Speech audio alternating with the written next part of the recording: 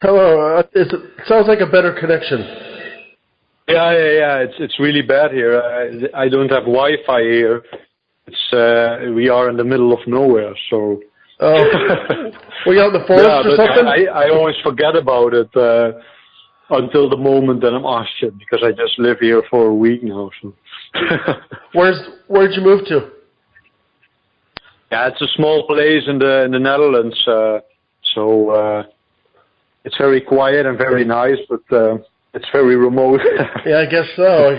Wow. Yeah. Are you guys currently on tour? Sorry? Are you currently on tour? No. We only do a couple of summer festivals, but the touring starts in the fall again. So. Yeah, you're going out with Children. Yeah, for now. Yeah, exactly. The U.S. tour and Canada, North America. Yeah. I was looking forward to see you guys are coming to Berkeley, I think, on November 4th with Bottom. And oh yeah. And unfortunately, I'm going to be at Ozfest, and I saw that Children of Bottom are playing there, and I thought for sure that since you're touring with them, that you guys would be playing with them there, but I guess not. No, I mean there hasn't been any offer from Ozfest, so we depend on and if they want to book us, and so far we haven't heard from them, and so yeah, that's how it works. Unfortunately. So are you going to be at Ozfest? I think what is happening is that we are trying to book other shows on the days that we don't play. So it could be that we play somewhere else on that day. But Orange County? Maybe, yeah. Or and if that doesn't happen, then we will be there and we'll just be on the festival indeed. Yeah. Oh, nice. Yeah. So, I have a couple. I'll start off with the first question. How would you describe extreme music? Me, extreme music. Yeah. How would you describe? Because everybody has a different definition of extreme music, and I just like to get your take on extreme music. Yeah, well, it's interesting. You can look at it from a philosophical point, because extreme, the word says that it is out of the ordinary, and so, what an average person or whatever that is looks upon as extreme, and so it could be anything. It's something that is out of the ordinary, I like the extreme. I think if you turn it around, a lot of music and media out there is narrow because it doesn't cover every human emotion, every aspect of life. A lot of stuff is superficial in that sense. People want to be entertained in a very, boring way. I see it in movies, a lot of movies get bad these days. People go and they want to eat popcorn and they want to see action and they don't like a story. And what I like in media and music is what people maybe call extreme, is that it covers, every aspect of life. It can be a horror movie or a terrible event or a dark event or things that, people don't tend to focus on. I was actually reading about the goth culture the other day, just out of interest, and then, it is described as a culture that embraces every aspect of life. And it is interesting because that means that other cultures don't do that. And, I'm all pro positivity and motivation and good energy, but, you should also embrace life in its full proportions and everything it has to offer. So extreme music, in my opinion, does that. So maybe I wouldn't call it extreme. Okay. Would you consider Karak Angren extreme music? Yes and no. I mean, we incorporate extreme forms. Like we have black metal stuff going on, obviously, and that is looked upon as extreme because there's fast blast beats and the growls, grunts, and scream. But we also have very much more accessible stuff like the film score stuff, the melodies, the stuff I put in the compositions. And we are storytellers, so we are extreme if you look at our imagery and the way we confront the audience live. But that's also what people like and expect from us in a way. So it's yes and no. Yeah, we are accessible, but also extreme. Okay. And can you say? I have to say, your makeup is pretty amazing. I mean, probably some of the best corpse paint I've seen. I mean, it's very, very unique. Do you guys? Who does your makeup? Do you do your own makeup? You have somebody else that do you do each other's makeup? Who does the makeup? We do it ourselves, but I have to say that Sergor is the master in this. He also makes all these masks. He has his own web shop nowadays. Yeah, he is the guy that comes up with all this stuff. So that's his talent that you see there. But because of all the touring, we developed it ourselves to, before you go and say, yeah, I'll paint my own face. But it's coming from his brain, this stuff, which is awesome. But each of you do your own makeup though, before shows. No, Sergor does the other guys, and I do it myself, and wow. And Sergor does himself, of course. Yeah. Wow, it's pretty amazing. It's like, I mean, it's so intricate. There's so much detail in your makeup, and it's like, that's pretty impressive that you do your own makeup.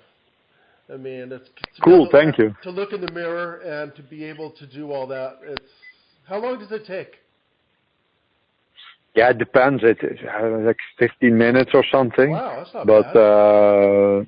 No, it's not bad. But obviously, when sometimes there's not much time or the circumstances are not ideal. And I think the fastest we have done, we once did Namtar in like 2 minutes. Wow. With two people at the same time, because there were problems in a festival, and but obviously when you have a photo shoot or you do a video clip, then you have more time and you give it just a little bit more extra effort, that kind of thing. But when there is a festival, like I said, sometimes things are very complicated and things break or the schedule is fucked up, and then you really have to crank it in, or there is no mirror or stuff like that. So it's always a challenge. So have you actually done it without makeup, without the mirror? Yeah, then we use a cell phone, or we do it. We do it on each other's face or something like that. Yeah. Wow. So yeah. I imagine probably by the end of the show, does it pretty much like sweat off? Mm-hmm. So, yeah, it does. Especially for Sergor, because he's moving all the time, and for me it stays quite well. And we also changed the type of makeup we use. The ones we use now are better; they sustain, but also very hard to get off again. So some multiple shower sessions, and wow. yeah. But we love it. So that's pretty cool. So. You have a solo album coming out next month, I believe. Yeah. And is it can you tell me a little bit about that? Is it like the same music that you do in Karak Angren, basically, or is it like how would you describe the music? Well, it's interesting because it's completely not. I mean, I released one track and it's pretty heavy and it's close to home, so to speak. But this album is. It's so varied. It has like completely contrasting stuff. So there is classical music. I even did some vocals on some tracks. It is like carnival-esque. It's like almost jazz influences. It has industrial. Wow. So, what people can expect something really crazy, and it is like this because I wanted to do it like this. Like with Karak, it's always a concept album. It's always one big story. And for this, I just wanted to make music out of the box again. Like I spent a couple of months here, just basically working on whatever comes up in me. And so the music turned out very different. Each track is very different from the other. but altogether it's cool because I made it, and I like it a lot. So yeah, it's completely different. But of course, people will recognize my style, and but I haven't showed it to many people, so I'm curious what they will think. It's exciting, and but it's something I wanted to do for some time, just to put something out again. And I love that. Yeah, the one track I heard sounds really good.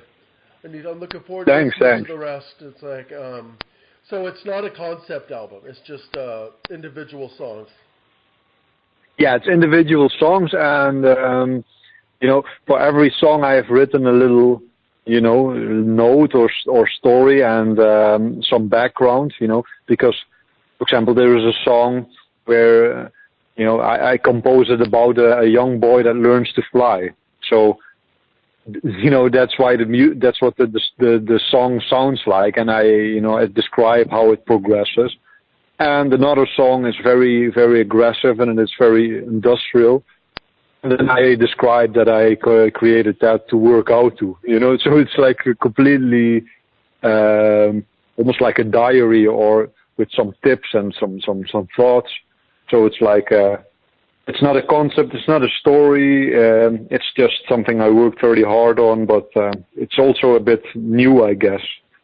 But it's from the heart, yeah. Okay. Are you going to be selling the CD on the Children of Bottom tour? Nah, probably not. I'm doing these pre-orders online, and it's going really well. Okay.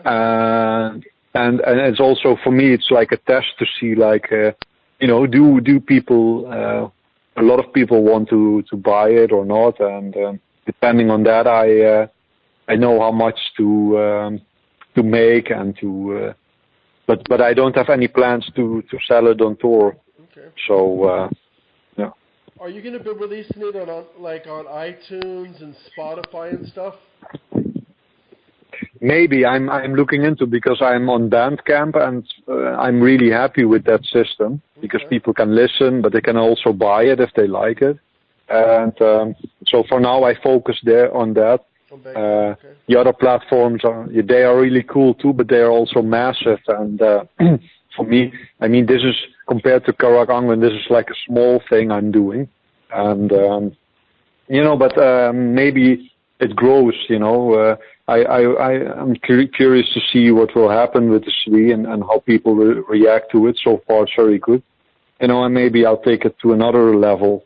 I have some stuff on iTunes and Spotify already, but for now I want to do the whole pre-order system via Bandcamp and focus on that. Yeah, it's easier. Okay, that sounds good.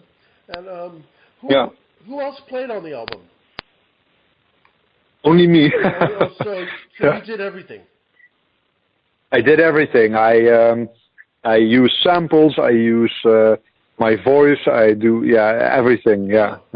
And that's what I wanted, because I have control that way, and I like it. and also it is a solo album, so in my mind it's like, okay, I'll do everything, and. Also, it is like a little, like I said, a diary. It's like, okay, let's try to do everything myself and see, what skills I have improved. And, I also learned a lot again for mixing and mastering. I just wanted to do everything myself. And I took it as a challenge to take some things to the next step. I learned a lot of new things. How can I make this track sound like that? And I researched a lot. So, it was like a challenge for me too, to do it like this, and and again I wanted it to be completely something that I came up with, and I didn't want to include other people at this point. No. Okay. And besides you, has Saragor or Namtar released any solo material or any other bands that they've been in? No, not really. I mean, Namtar has drummed in Septic Flesh a couple of gigs. He did some years ago as a fill-in drummer, and he does sometimes upload some cover videos, and he drums along with some tracks. But No, they don't have any side plans for the moment. No. Okay, so Karak is their priority. All three of you, though. Okay. Yeah. And for me too. I mean, this is something on the side, of course. Okay. Yeah. So is this album being released? Is your solo album being released by Seasons of Mist also? No, I do everything myself. So I release it as an indie artist. Okay. Yeah. It's also. I mean, I love the fact that these days you can do everything yourself. You know. I must say I hired Eric Wijnands again from Negativo Photography, and he made the cover art and the pictures and all of that. So that's the only person that has cooperated on it. And because he's a great guy and has great talent for vision. But I will release everything myself, yeah. Okay. Yeah.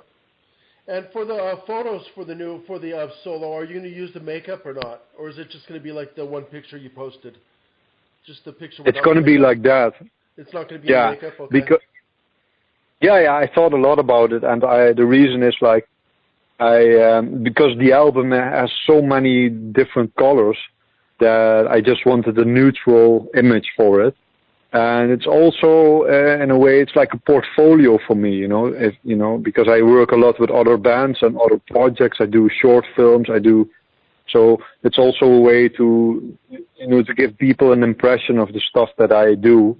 And so I wanted it to be neutral, and it fitted, because I don't want it to be a competing with Karak Angren or anything, because that's absolutely not what I want to do with this. Karak is something completely separate, and this is just a cool thing on the side. Yeah. Okay. And as you said, your solo album has elements of jazz and industrial, and what artists influenced that? Like what jazz musicians or industrial artists influenced that sound? Well, I was a big gamer once in the 90s. I played like all the old, Doom games and stuff. And I always loved those soundtracks, that kind of, this industrial kind of stuff. But also, back in the day, computers were not as fast, and they had like a very limited sounds on the sound blaster and stuff. And I always loved those sounds. So what I did on these new tracks is I used some really cheap and bad sounds, so to speak, and combined them with the best sounds I have. And I also have I have incredible sounds nowadays, like huge orchestra sounds, but I even broke them down. I put distortion on them to blend everything together. So it was a really cool experiment to combine some retro sound with some new stuff. So that is an influence. And for jazz stuff, I like this Latin kind of piano music a lot, and I studied that a little bit. So that is an influence. There's not so much kind of jazz, but there's like a playful touch here and there on the album. And and the main influence is soundtracks and movies. That's always something that inspires me, yeah. Okay. Can you define what is Karak Angren? What's it mean? The name, you mean, or? Yeah, the band name. What's the definition? It means Iron Jaws. It's from the world of Tolkien, and in that world, it's like a ghost portal. But we took it because we thought it sounded really cool. Yeah, it does. I mean, and mysterious and curious. So are all three of you gamers? My brother, he's playing Warcraft again right now. So, not much. I mean, I barely play games anymore, but it was really cool back in the day, You had these new games, and then you needed to upgrade your computer. That was really exciting. But nowadays, maybe I'm getting old, but everything is the same. Yeah, I hear that. Yeah. Maybe do you play games or not?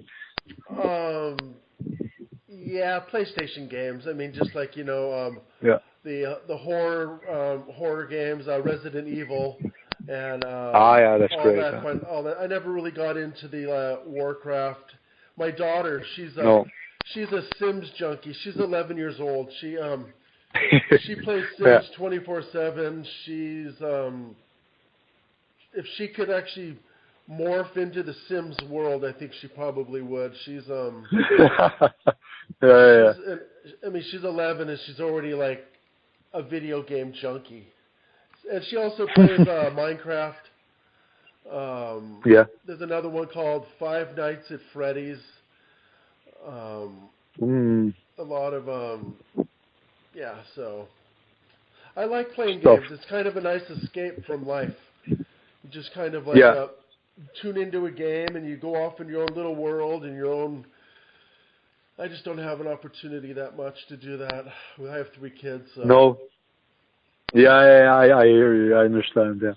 Yeah, that's nice. And people need escapes. That's also what I try to do with music. You know, to offer people an escape. Because how cool is it if you? I mean, I go to the movies sometimes, or a lot actually, and you know, sometimes I go 3 times to the same movie because I want an escape. Wow, just it's the same thing. Just stay in the theater all day and just watch movies. No, I go back. For example, I watched Dunkirk, the new one from Christopher Nolan, and I really, really loved that movie. And of course, it's about war, but I love how they did it again. And I saw it 2 times already in cinema, and I just go for the experience, you know. Yeah, I've heard it's a great movie. It looks.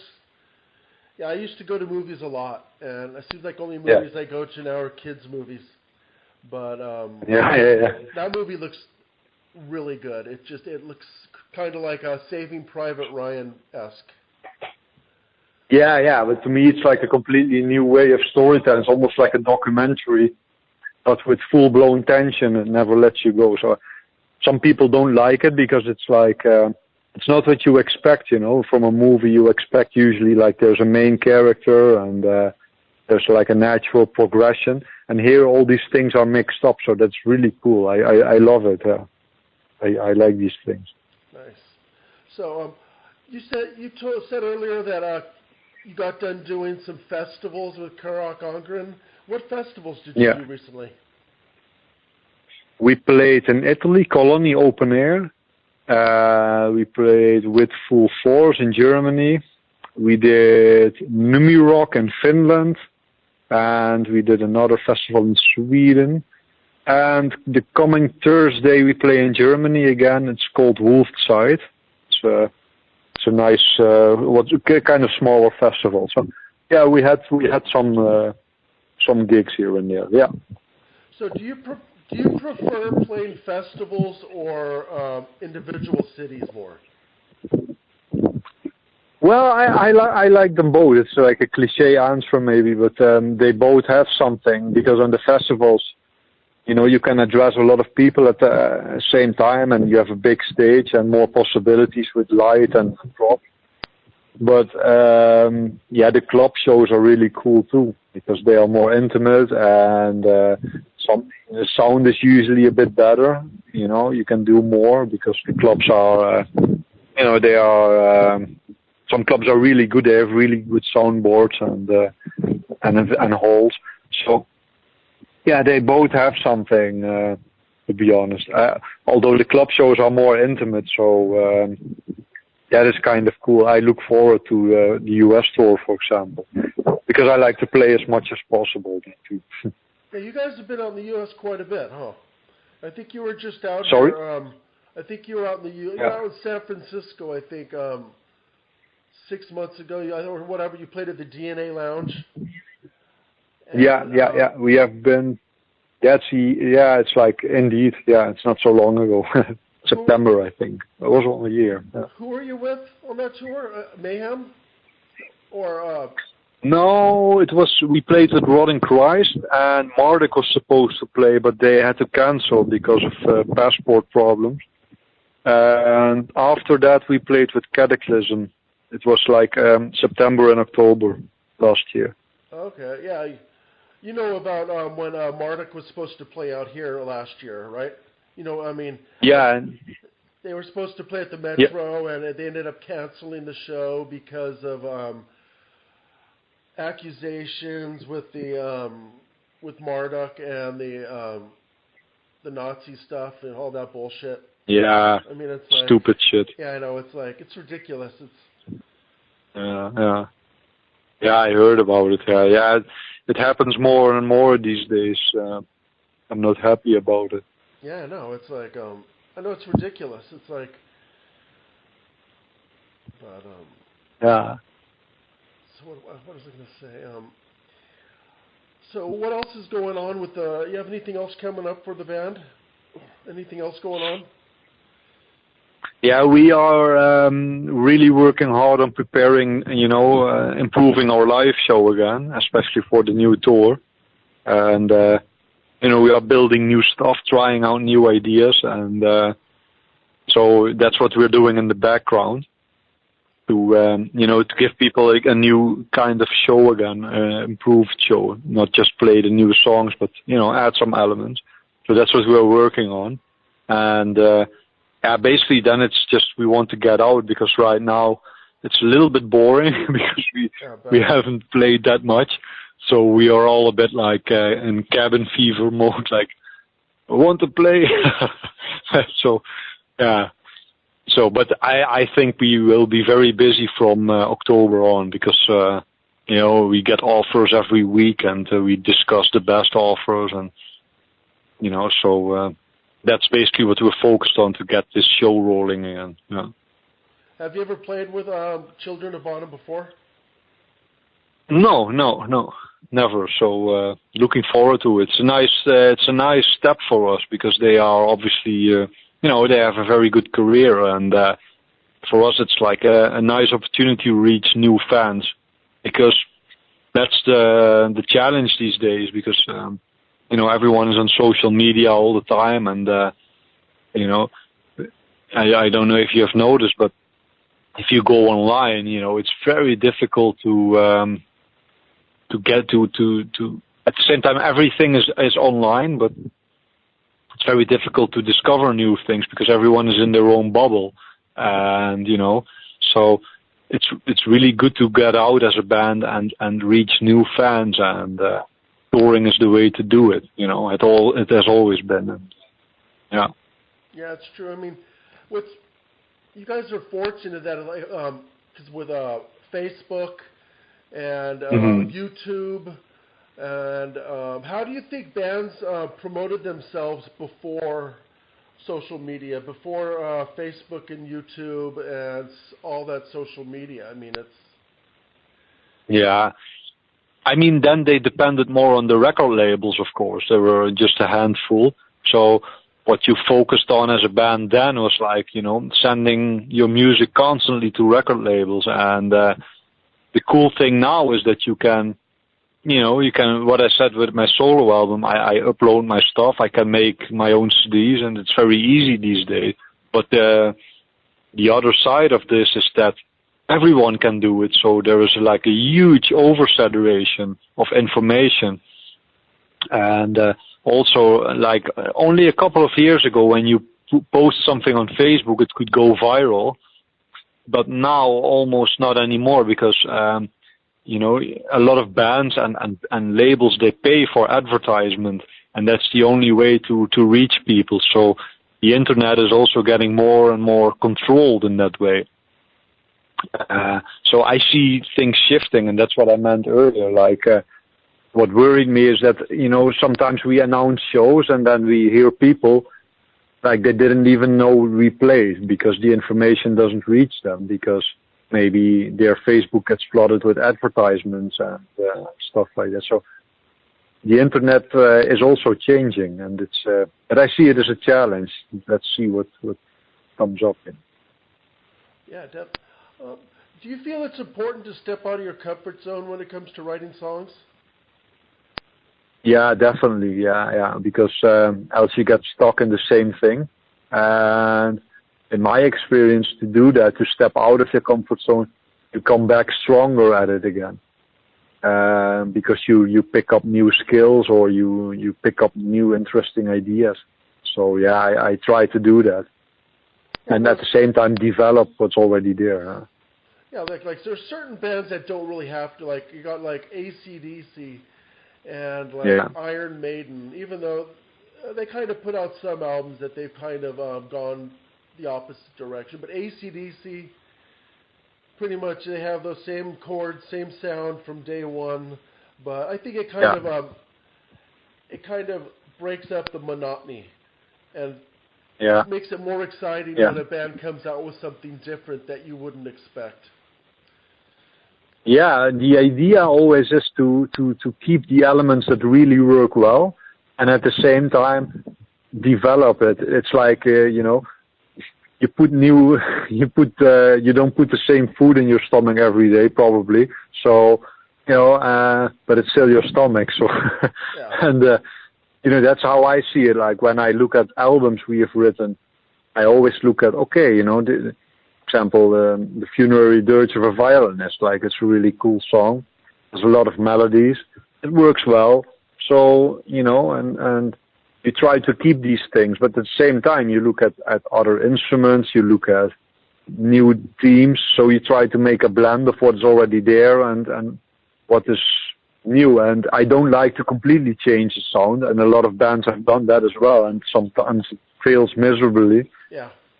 It's because, something we have, when you are in a band and we have been doing this for more than 10 years, we have built it and, it's working and it has a couple of reasons why it's working and you don't want to throw that away, You don't want to punch the fans in the face like, bye-bye. Yeah, it's like you'll change, but you're not going to change like drastically because when people listen to you guys, they expect a certain thing. They know what they're going to hear. Yeah. And like I use it kind of like Celtic Frost. They put out an album called Cold Lake, and I take it you've heard that album.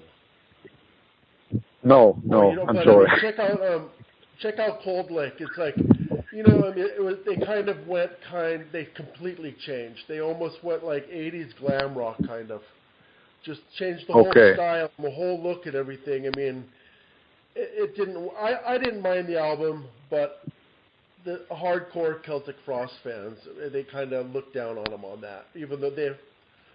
And then Metallica did that album with Lou Reed, or exactly. Yeah, exactly. Yeah. Obviously, they had their reasons for doing that, but. It was weird. It was weird. Yeah. Yeah, and I mean, for me, it's like when I went again about this movie Dunkirk. It's by Christopher Nolan, and what is really cool is that this guy makes different movies in different genres. But whenever I go to a movie of him, I see the same core elements back that work so well and that are really original. And that is really something that I admire, and that's what we try to do with Karak too. Like, I look at the band and I know, like, okay, these and these and these are the strong elements and the things we love. So you can be a chameleon and take on a completely different story, because that's what we do. A story about war or a story about, the sea. And then the same elements will come back, but in a different color. And I think that's what attracts people, because they have a sense of something like they already know, but it's like in a new jacket, so that is really cool. I like that myself. I think Christopher Nolan, didn't he do Memento? Yeah, exactly, yeah. That was a perfect example. I mean, I think that's one of my favorite Christopher Nolan movies. It was the way it started off at the end. And exactly. Built it way. It was weird. It's the opposite of a normal movie. A normal movie starts off at the beginning to the end. This one started off at the end, and by the time the movie ended, it was the beginning. It was such a unique, original movie. Really really hard to follow if you don't follow it. Yeah. Because it keeps going back. Yeah, but that's exactly. So he always plays with time. And he does that in every movie. And so when this is something that he knows, like, okay, this is working for me.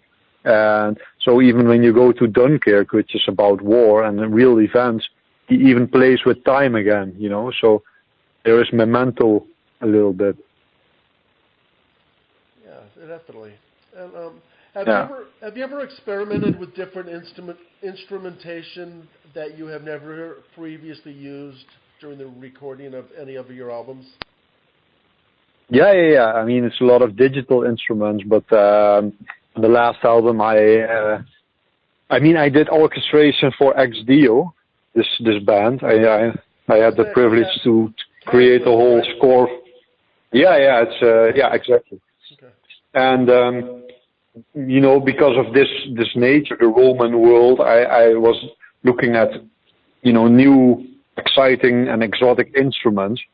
And when I looked into these instruments, I came across a couple of really cool string instruments, like Indian, Chinese instruments, and some of them really sound creepy if you play them in a weird way. So I made some notes like, hey, this sound is really creepy, and some of them ended up on the last album on Song Charlie. There are a couple of really, horror sounds, and they are actually, like these exotic instruments. So that's what happens when you get out of your comfort zone, and and there was like I used to. Mm-hmm. So you play all that on the keyboard? Yeah, it's keyboards and virtual instruments, and exactly. And the last song I even played like a little organ that I have since I was 10 years old. Oh, wow. You don't hear it explicitly, but it's buried there in pitch black box, sometimes. So there are some real things too. So I love to mess around. Now I'm actually messing around with a synthesizer I have since the 90s, and it is really used a lot in techno music and stuff.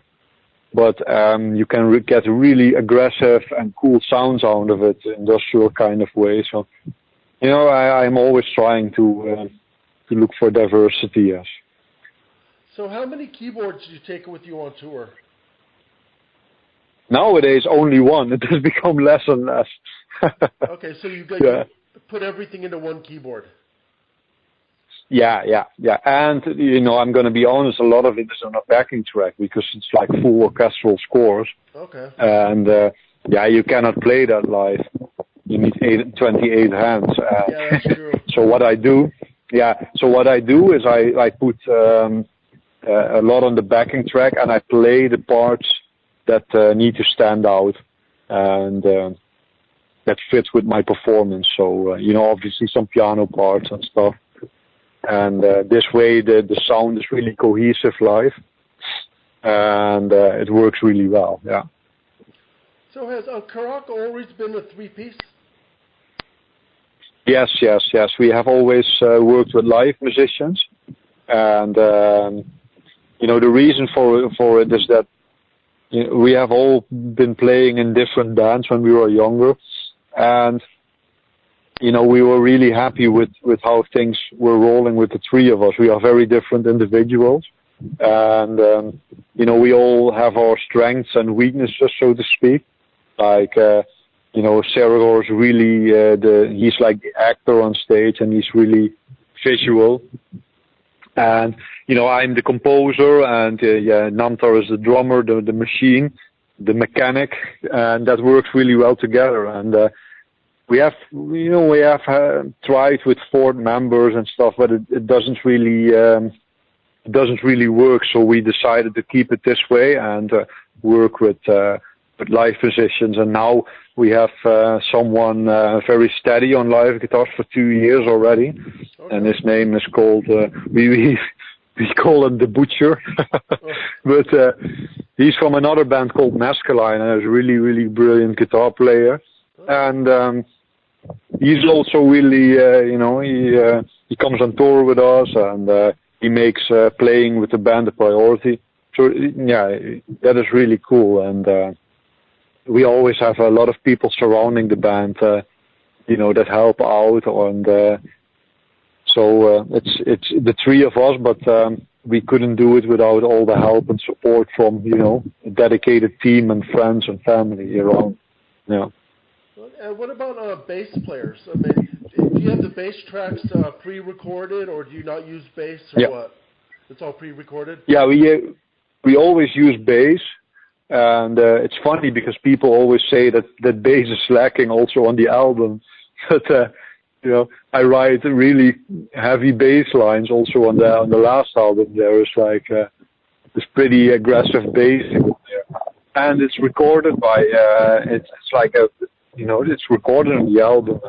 We play it live, also on the backing track, so it's different, of course, than you see a live player. But we have always had bass also live. There has never been a gig without bass, so this is because people don't see it, they assume it's not there. Exactly, but I understand that, and that's their opinion. But for us, it works like this. And this way we need only a live guitar player. And that's how we prefer it. We had a bass player once for a year or something, but things didn't work out. And to me, this is the thing always. Like a band is like a family. We have to work basically almost every day to make things work, and you have to really get along and know each other. And when you change the dynamics in a band, it can improve things or it can completely fuck up things. So when you have someone that plays really well, but it's not matching with our personalities, for example, it can delay the whole process. And we have had some experiences with that. And because we are also not easy people, maybe, we are. And so, yeah, in the end, we always decided, okay, the three of us, it's good as it is, and let's keep it that way. And then we hire people, work with them, see what happens.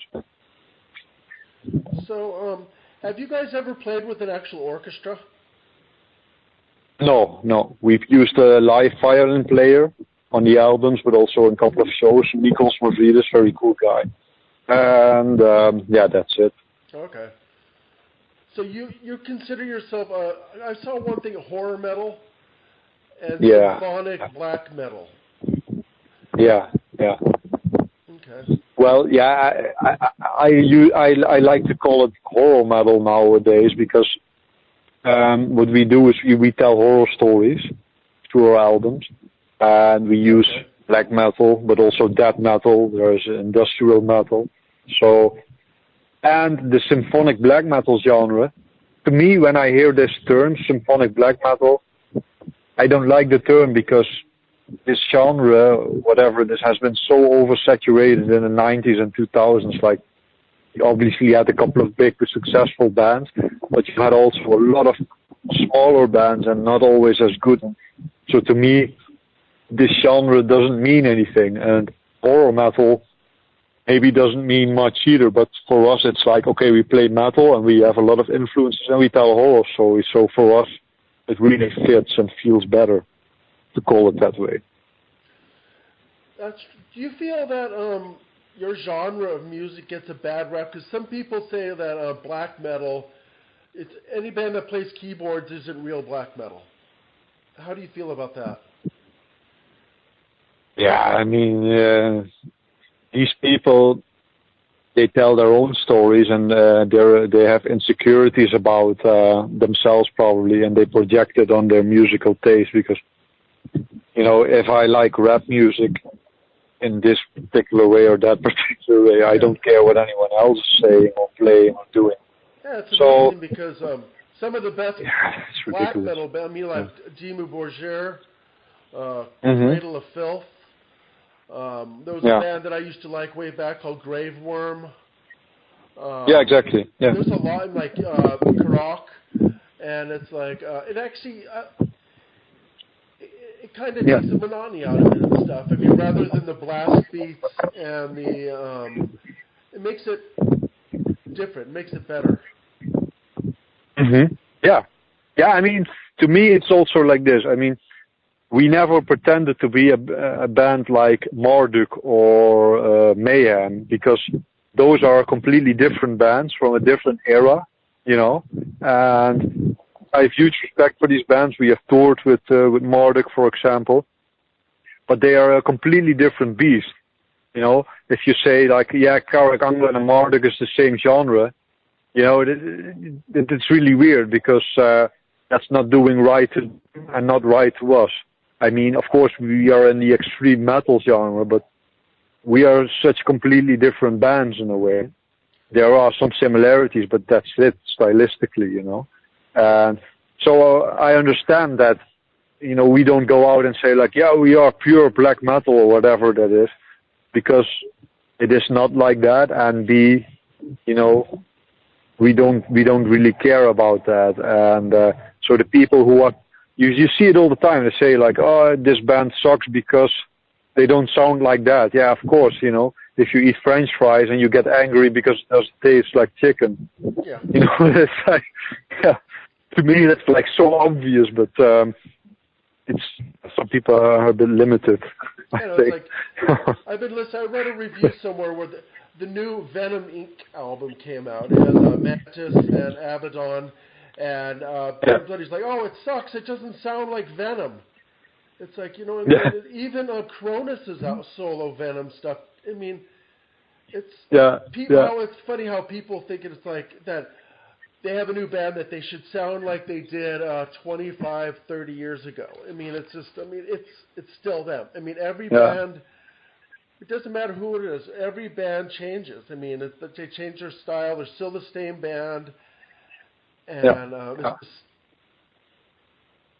yeah, but also people have a tendency sometimes to be negative. Like, I mean, for us with the last album, people said like, yeah, it's too much lyrics, and now there's too little lyrics. So, you know, people always look for the negative because that's easier, maybe.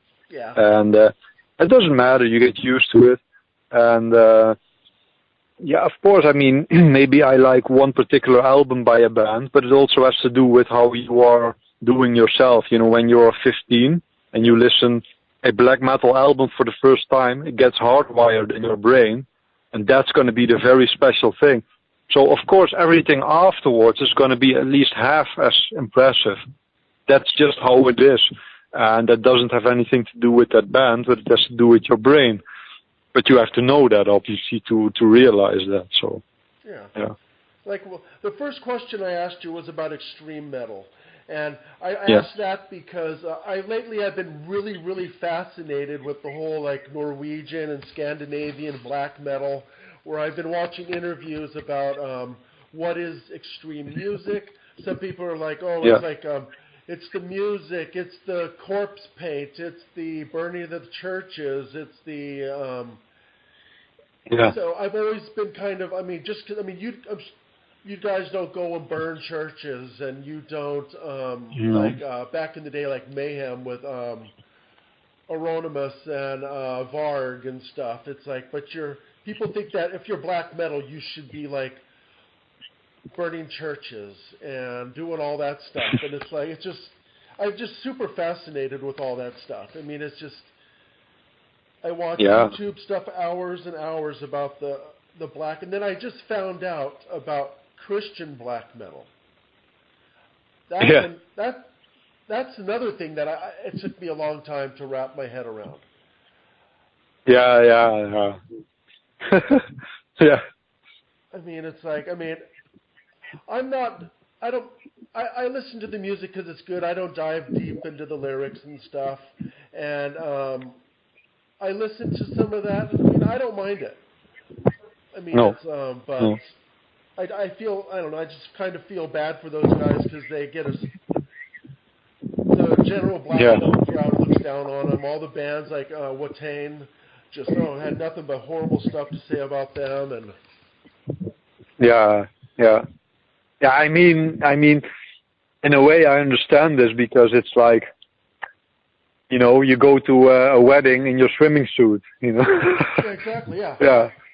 It's like, what are they trying? You know, I mean, if I have Christian values and I want to play a black metal, I'm not gonna bother mixing that up and making a statement because I don't care. I'm just gonna say, yeah, I'm in a black metal band, you know. So they are also seeking a little bit of this controversy. And to me, I mean, I can be really complicated in my thoughts and I can be philosophical, but I can also be really simple. And when I think about black metal, originally it was like a a movement, musical, but also culturally. And it was anti-religious, and it was like almost anarchy, and it was dark, and it was made to be scary. Yeah. So that's what it is to me, and and stylistically, some things ended up in our music and other music, but to me, it's really weird to go out and say like, yeah, I'm a Christian black metal. It's like, yeah, what's your point, Yeah, exactly. Consider black metal is all about the darker side. It's about exactly everything that Christians aren't. And for a Christian to come in and play, I mean, obviously, if you're playing black metal, you obviously listen to some legitimate black metal. So, I mean, if you're playing Christian black metal, maybe you grew up listening to Mayhem, who's completely on the other side of the spectrum with Christian black metal. So, I mean, it's not like you came into it, I got turned on to black metal by listening to Christian black metal. Because that's a fairly new thing. So, I mean, I applaud them for, they enjoy the music, they like it. I find that kind of fascinating also. It's just the whole, because I just recently like Christian black metal. What? Yeah. So. Yeah, but this also has a little bit of this hipster taste to it in my mouth. It's like the hipster kind of way. It's like I do something, but I do it a little bit different to raise some eyebrows. It's like I have long hair, but I'm gonna have a man bun. So I'm a black metal, but I am a Christian black metal guy. Or I play death metal, but without the drums. Or so, it's like these people, and I think, not to generalize, but it's like, do something for real. Don't, no one cares about your bullshit. Just play good music. I think if they were to play any other genre of music, it wouldn't be looked at. Like if they played death metal. Exactly. Okay. If they played thrash metal, but to play black metal, and they call it unblack metal or white metal. Exactly. It's like But this is the culture we live in. Everything to get attention on the short term. People don't want to put in effort to create a band. It takes 10 years or more to create a band, And you see that on the internet too. People, people play covers. People do all these kind of cool things, but it's all aimed at short-term reward, short-term. Can I get enough likes? Can I get enough controversy, attention? But in the long term, these people are not satisfied.